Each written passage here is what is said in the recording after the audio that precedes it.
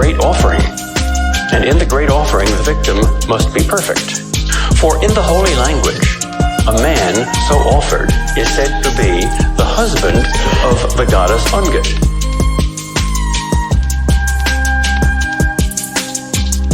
And a woman so offered is said to be the bride of Ungit's son. Both are called the brute's supper. They're terrified of the god. The god is one that devours. And when the brute is Ungit, it lies with the man. And when it is her son, it lies with the woman. Either way, there is a devouring. Many different things are said, many sacred stories, many great mysteries. Some say the loving and the devouring are all the same thing.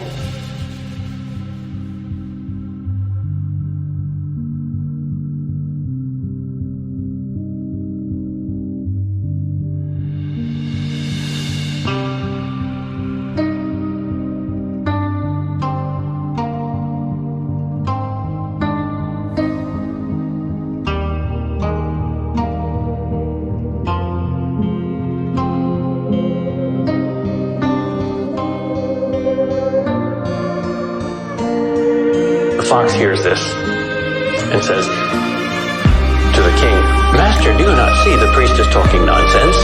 A shadow is an animal, which is also a goddess, which is also a god, and loving is the same as eating. And a moment ago, the victim of this abominable sacrifice was to be the accursed, the wickedest person in the whole land, offered as a punishment for the plague.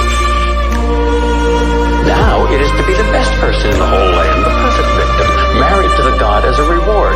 Ask him which one he means. It can't be both." Logically, it can't. It's an either or. And yet there's something in the mystery that transcends that. The priest replies, "We are hearing much Greek wisdom this morning, King, and I have heard most of it before. I did not need this slave to teach it to me. It is very subtle, but it does nothing. It does not bring rain or grow corn. The holy sacrifice does both.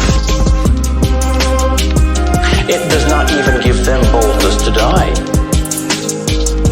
That Greek there is your slave, because in some battle he thought it more reasonable to throw down his arms and let them bind his hands and lead him away and sell him into slavery, rather than to take a spear thrust in his heart. Much less does their philosophy give them understanding of the holy things."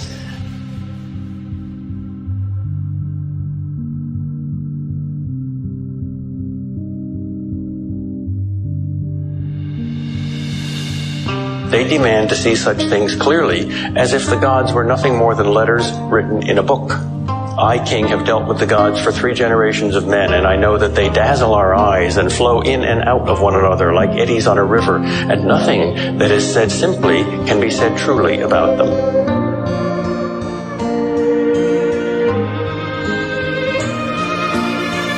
Holy places are dark places. It is life and strength, not knowledge and words, that we get in them.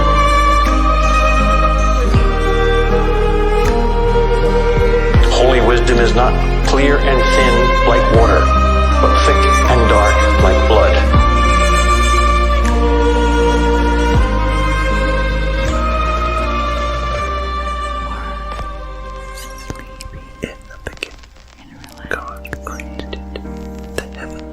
I say the gods deal very unrightly with us, for they will never go away and leave us to live out our own short days to ourselves, which would be best of all.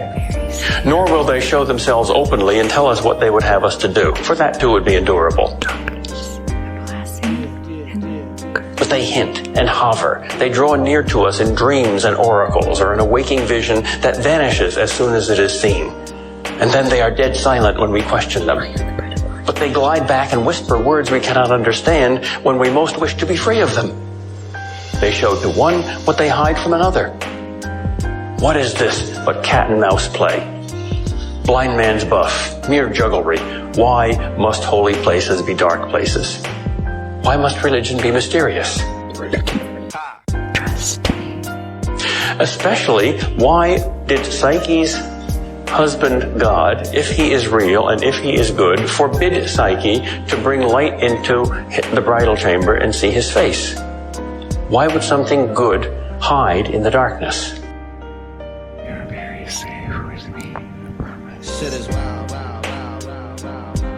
What about all these people that don't know the truth? Well, you've got the power of miracle. Why not just shine a light all over the world simultaneously?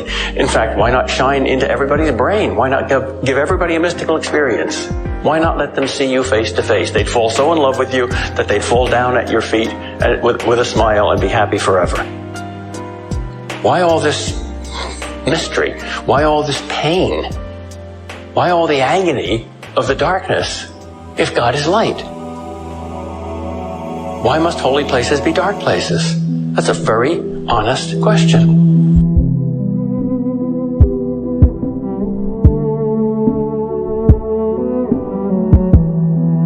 Can it be that you gods really don't understand? Do you think we mortals will find you easier to bear if you're beautiful?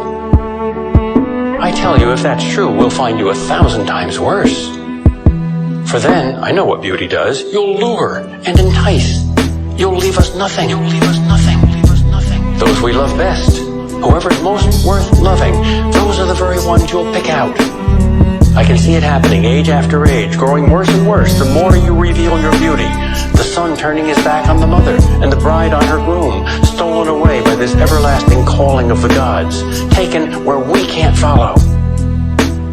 It would be better for us if you were foul. We'd rather you drank their blood than stole their hearts. We'd rather they were ours and dead than yours and made immortal. To steal her love from me, to make her see things I couldn't see. How could I want to know that? The girl was mine. Mine, I tell you. Do you not understand that word? There's no room for us and you in the same world. We want to be on our own. The girl was mine. I was my own, and Psyche was mine. Understand that word. Did you remember whose the girl was? She was mine. You do not know what that word means. And she reads this over and over until the god mercifully interrupts her.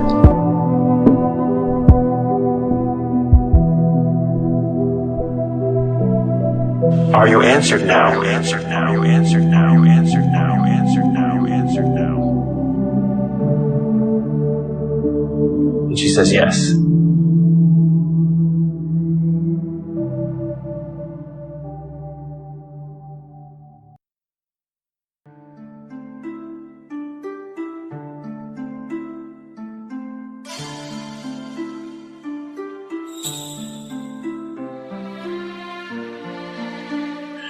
There's a mystic, I think it's a Russian Orthodox mystic, who says, when you go to the judgment day and look on the throne, you will see yourself judging you. I think that means you will see that the judgment is not external. You will not be able to disagree with it.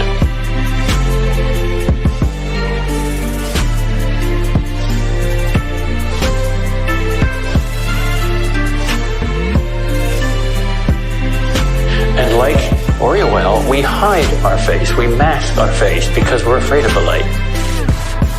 And that creates the shadow. Augustine has this wonderful image. God is like the sun, and when you run away from him, you run into your own shadow that you cause by running away from him. But it takes a lifetime to see that sometimes.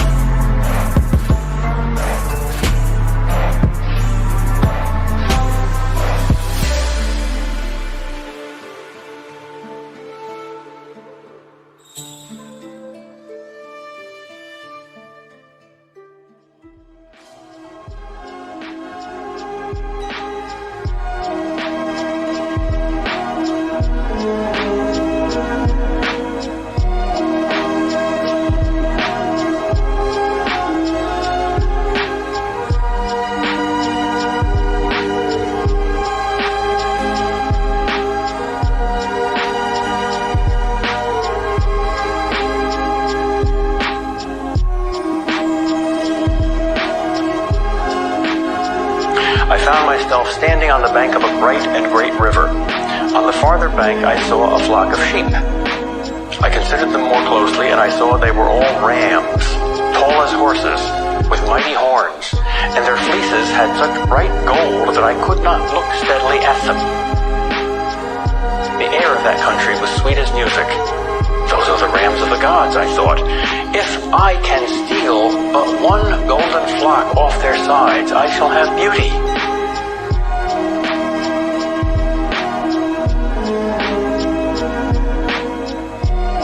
I walked forward over that holy turf with a hopeful heart, but then all the golden rams came at me.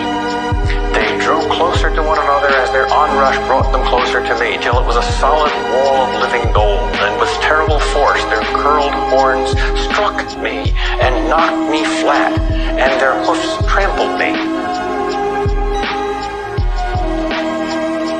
They were not doing it in anger. They rushed over me in their love and joy. I understood it well. They butted me and trampled me because their gladness led them on. The divine nature wounds us and perhaps destroys us merely by being what it is. We call it the wrath of the gods, as if the great waterfall were angry with every fly it sweeps down in its green thunder. Yet they did not kill me. When they had gone over me, I lived and knew myself, and presently could stand on my feet.